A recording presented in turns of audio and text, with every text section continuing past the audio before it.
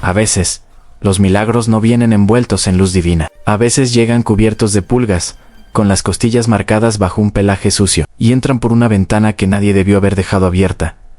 La enfermera dejó caer la bandeja. El estruendo de metal contra azulejo resonó por todo el pasillo del tercer piso, pero ella no podía moverse. No podía respirar, porque sobre la cama del hombre, que llevaba 3 meses sin mover un solo músculo, había un gato, y ese gato tenía la pata apoyada contra el rostro de Ricardo Salazar, pasándola suavemente por su mejilla, como si estuviera intentando despertarlo. Pero eso no fue lo que heló la sangre de la enfermera. Fue la lágrima, una sola lágrima, perfectamente formada, deslizándose por el rostro del billonario inconsciente. A los médicos habían sido claros, en estado vegetativo profundo, sin actividad cerebral significativa, sin esperanza real. La familia ya estaba firmando papeles, dividiendo imperios, borrando su nombre de las juntas directivas. Ricardo Salazar era un cadáver que aún respiraba, nada más. Hasta que ese animal apareció.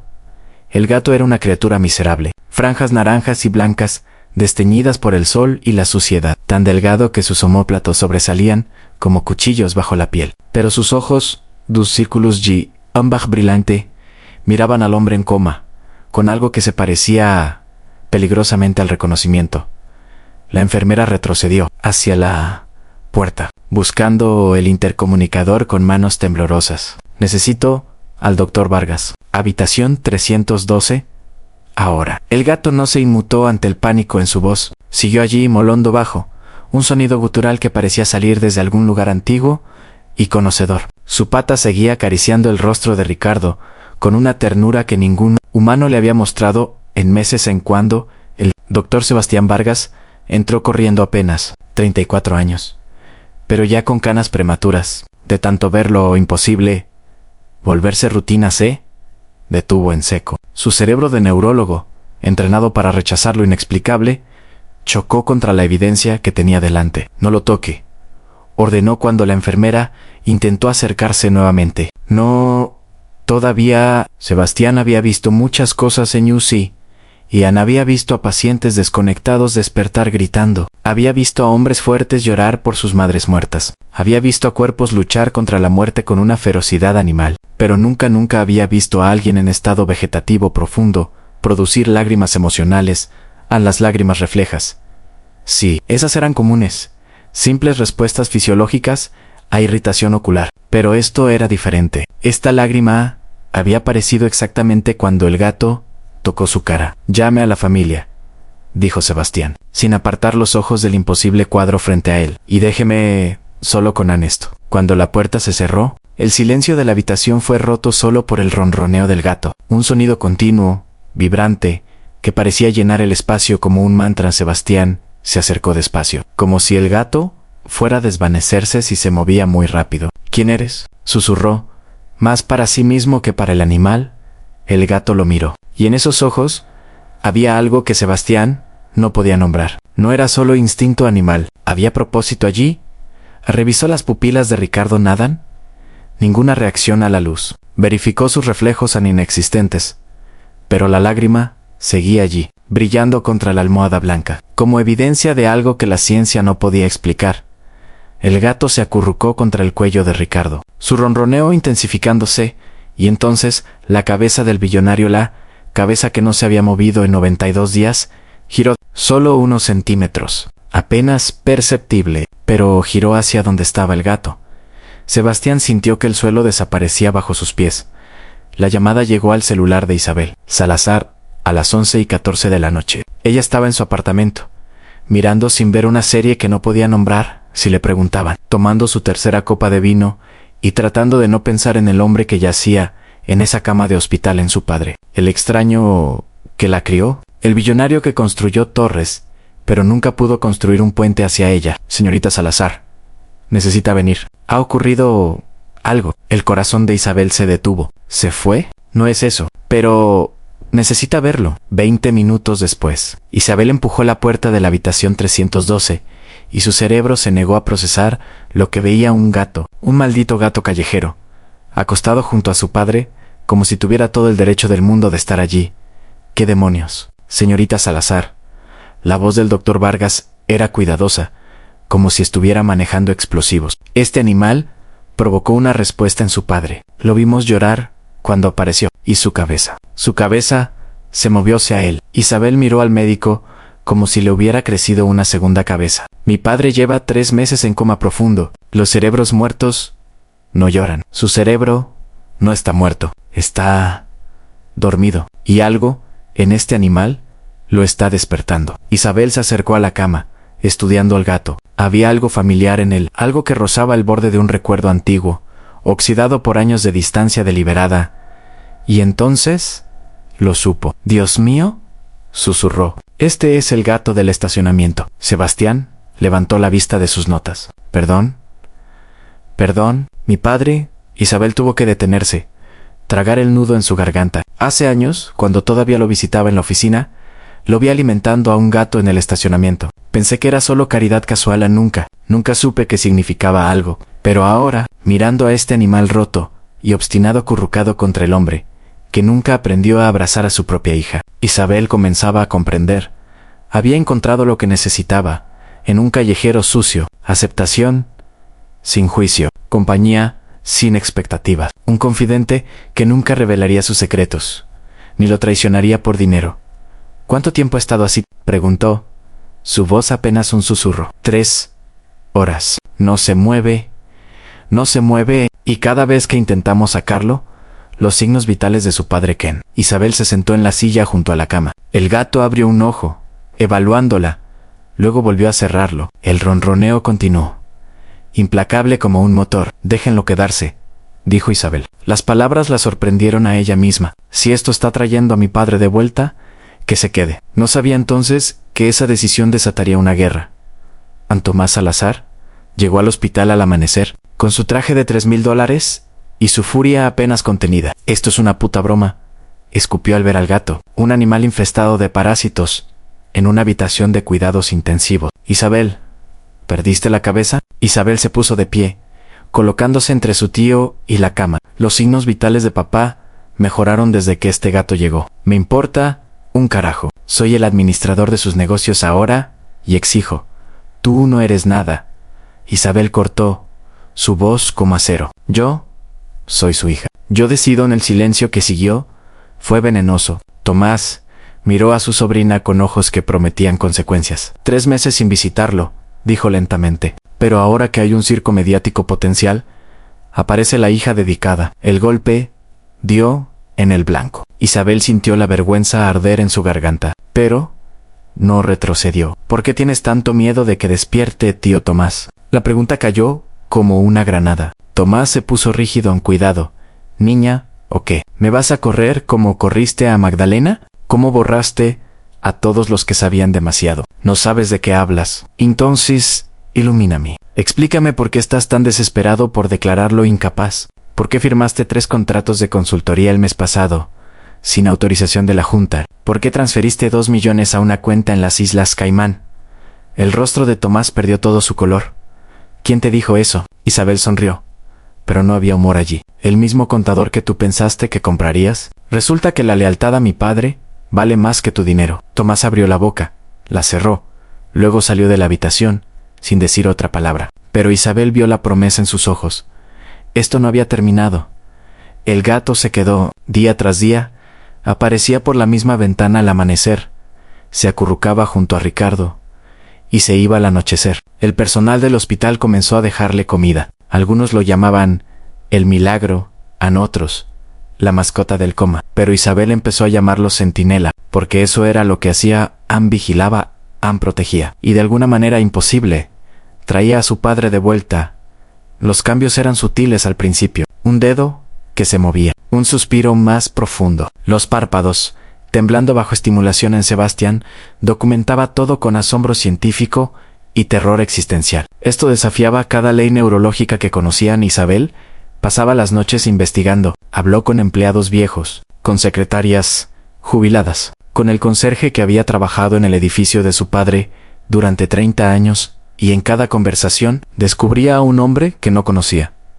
A don Arturo le contó sobre las becas universitarias secretas. Doña Beatriz reveló el fondo de emergencia para empleados en crisis. Miguel, el mensajero, lloró al recordar cómo Ricardo pagó el tratamiento de cáncer de su esposa sin que nadie lo supiera. ¿Por qué lo ocultaba? Isabel preguntó al abogado de la familia, un hombre de 70 años con ojos que habían visto demasiado. Porque tu padre tenía miedo, respondió el licenciado Fuentes. Miedo de parecer débil, miedo de que la gente se aprovechara. Creció en la miseria absoluta, Isabel. Cuando vienes de donde él vino, la confianza es un lujo que no puedes pagar. Isabel comenzó a entender. Su padre no era el monstruo frío que había construido en su mente. Era un hombre aterrorizado, usando el dinero como armadura, el poder como escudo, la distancia como protección. Y ese gato había sido su único espacio seguro. La tormenta llegó un jueves, truenos que sacudían las ventanas, rayos que convertían la noche en día por microsegundos. El gato se puso frenético, caminaba de un lado a otro, maullando con angustia. Mirando hacia la ventana. ¿Quiere irse?, dijo la enfermera. No lo dejes. Isabel rogó, pero el animal saltó antes de que alguien pudiera detenerlo, desapareciendo en la oscuridad tormentosa. Y Ricardo Salazar comenzó a morir. Los signos vitales cayeron. La presión arterial se desplomó. La respiración se volvió superficial, trabajosa. Es como si se hubiera rendido.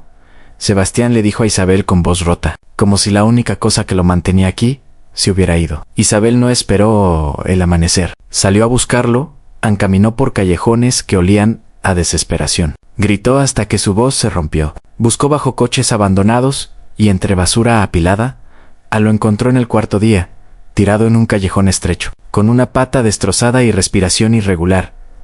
Una mujer mayor estaba arrodillada junto a él, acariciándolo con manos que temblaban. Por favor, ayúdame, la mujer dijo. Lo encontré ayer. Creo que lo atropellaron. Isabel se arrodilló, envolviendo al gato en su chamarra con manos que apenas funcionaban. Gracias por cuidarlo, comenzó a decir, pero se detuvo al mirar realmente a la mujer. Conocía ese rostro, Magdalena. Los ojos de la mujer se llenaron de lágrimas. Hola, Isabel. Magdalena, la mujer que la crió cuando su madre estaba demasiado ocupada construyendo su propia versión del Imperio Salazar. La que desapareció cuando Isabel tenía 15 años, sin explicación, sin despedida.